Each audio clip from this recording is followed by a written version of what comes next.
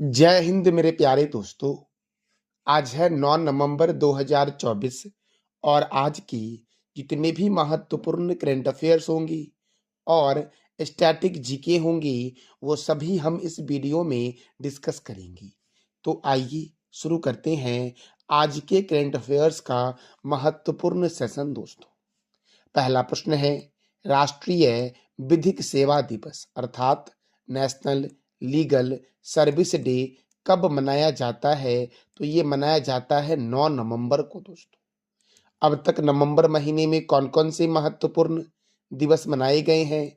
तो विश्व शाकाहारी दिवस 1 नवंबर, अंतर्राष्ट्रीय बायोस्फीयर रिजर्व 3 नवंबर, राष्ट्रीय कैंडी दिवस 4 नवंबर को मनाया गया, विश्व सुनामी जागरूकता दिवस 5 नवंबर, राष्ट्रीय कैंसर जागरूकता दिवस 7 नवंबर, विश्व शहरीकरण दिवस 8 नवंबर, विश्व रेडियोग्राफी दिवस 8 नवंबर को मनाया गया है।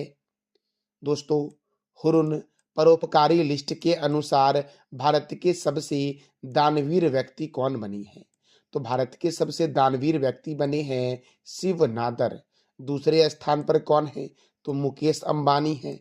तृतीय स्थान पर कौन है? बजाज परिवार। और चौथे स्थान पर कौन है? तो कुमार मंगलम बिरला है दोस्तों। तो देखो दोस्तों, शिव नादर एवं परिवार ने 2153 करोड़ का डोनेशन शिक्षा के क्षेत्र में दिया है और मुकेश अंबानी एवं परिवार ने 407 करोड़ रुपए डोनेट किया।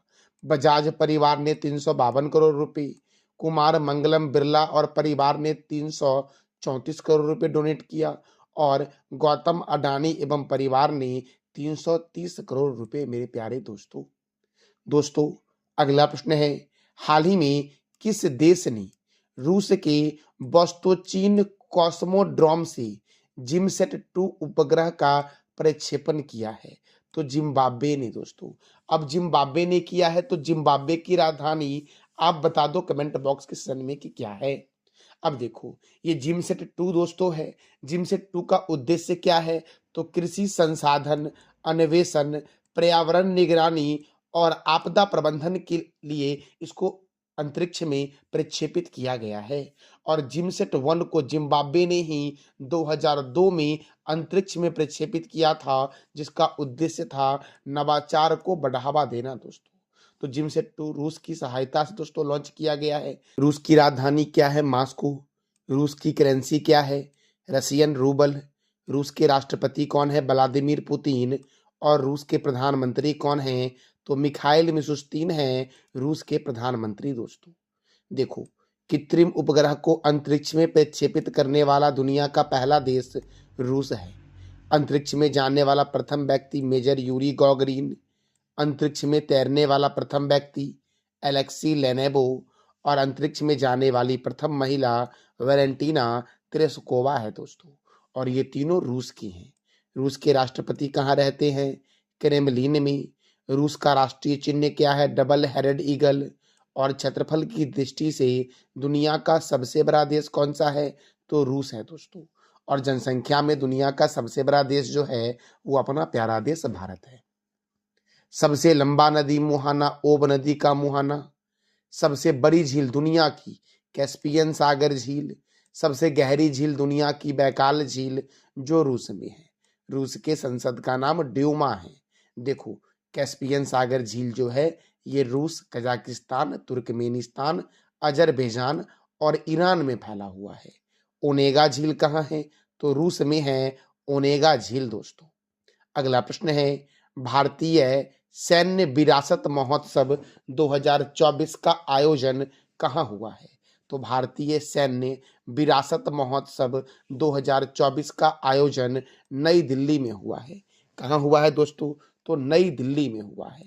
अब नई दिल्ली में हुआ है तो देखो, प्रथम अंतर्राष्ट्रीय भारतीय नृत्य महोत्सव 2024 नई दिल्ली में हुआ। फूलों वालों की सैर उत्सव, शिल्प समागम मेला, केंद्रीय हिंदी समिति की 32वीं बैठक, प्रथम एशियाई बौद्ध शिखर सम्मेलन, विश्व स्वास्थ्य संगठन के दक्षिण पूर्व एशिया क्षेत्र के 77वें सत्र की अध्यक्षता किसने की? तो दिल्ली ने की। भारतीय दूरसंचार मानकीकरण सभा की मेजबानी किसने की?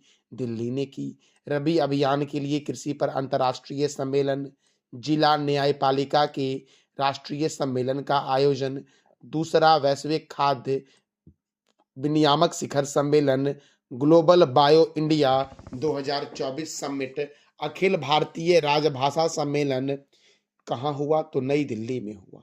और दिल्ली मेट्रो की शुरुआत 24 दिसंबर 2002 को हुई थी।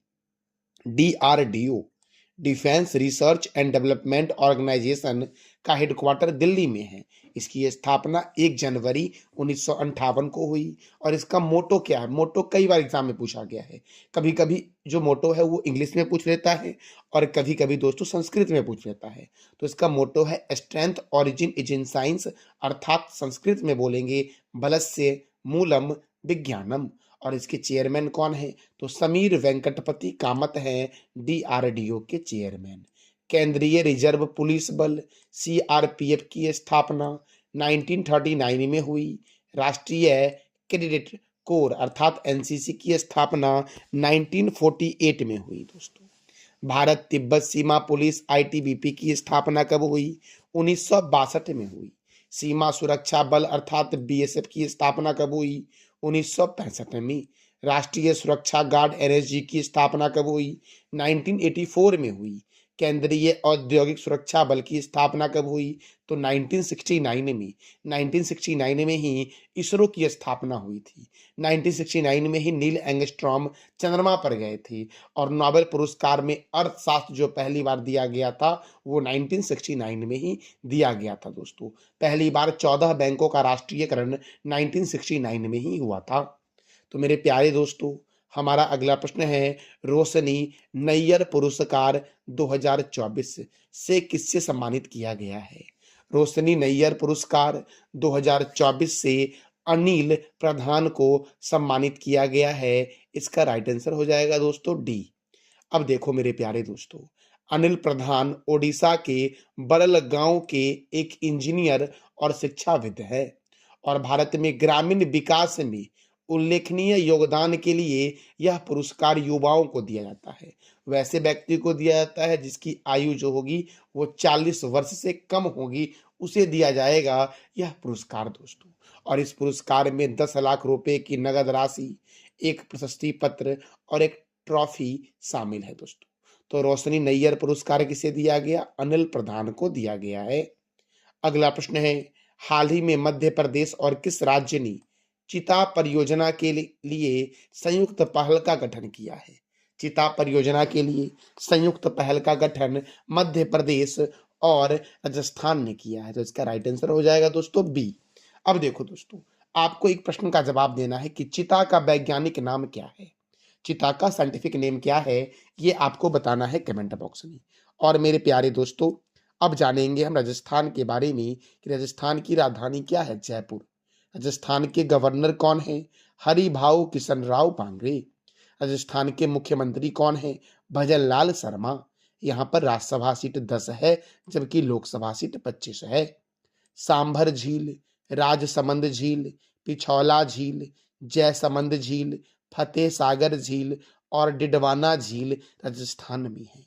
राजस्थान के जैसलमेर को स्वर्ण नगरी बोलते हैं, जयपुर को पिंक सिटी बोलते हैं, उदयपुर को झीलों की नगरी बोलते हैं और जोधपुर को ब्लू सिटी कहते हैं। देखो दोस्तों, सरिस्का राष्ट्रीय उद्यान, डेजर्ट राष्ट्रीय उद्यान, केवलादेव राष्ट्रीय उद्यान जिसे पक्षियों का स्वर्ग भी कहते हैं, रणथंभौर राष्ट्रीय उद्यान, जवाहर सागर वन्यजीव अभयारण्य, रामगढ़ विषधारी अभयारण्य, माउंट आबू वन्यजीव अभयारण्य, कुभलगढ़ वन्यजीव अभयारण्य और मुकुंदरा हिल्स राष्ट्रीय उद्यान राजस्थान में है। राजस्थान का पड़ोसी है पंजाब, हरियाणा, उत्तर प्रदेश, मध्य प्रदेश और गुजरात। मेरे प्यारे दोस्तों, अगला प्रश्न है, हाल ही में अमित शाह के द्वारा कहाँ बिरसा मुंडा के 20 फीट की ऊंची प्रतिमा का अनावरण किया जाएगा? तो अमित शाह के द्वारा दोस्तों बिरसा मुंडा की 20 फुट की ऊंची प्रतिमा का अनावरण दिल्ली में किया जाएगा। और मैंने अभी तुरंत आपको दिल्ली के बारे में बताया है। दिल्ली में ही नीति आयोग का मुख्यालय है। नीति आयोग का फुल फॉर्म होता है national institution for transforming India. और आप बता दो कमेंट बॉक्स में कि नीति आयोग के अध्यक्ष कौन होते हैं और वर्तमान में इसके उपाध्यक्ष कौन हैं। तो इस दोनों प्रश्नों का जवाब दे दो आप कमेंट बॉक्स में। और दिल्ली जो है ये यमुना रिवर के किनारे है। दिल्ली में इंदिरा गांधी अंतर्राष्ट्रीय हवाई अड्डा है दोस्तों। मेरे प्यारे दोस्तों देखो, इस प्रतिमा का उद्घाटन अर्थात बिरसा मुंडा की प्रतिमा का उद्घाटन 15 नवंबर को दिल्ली के बसेरा पार्क में किया जाएगा। दोस्तों देखो, बिरसा मुंडा की प्रतिमा का अनावरण अब 15 नवंबर को ही क्यों किया जाएगा? क्योंकि बिरसा मुंडा का जन्मदिन है 15 नवंबर को।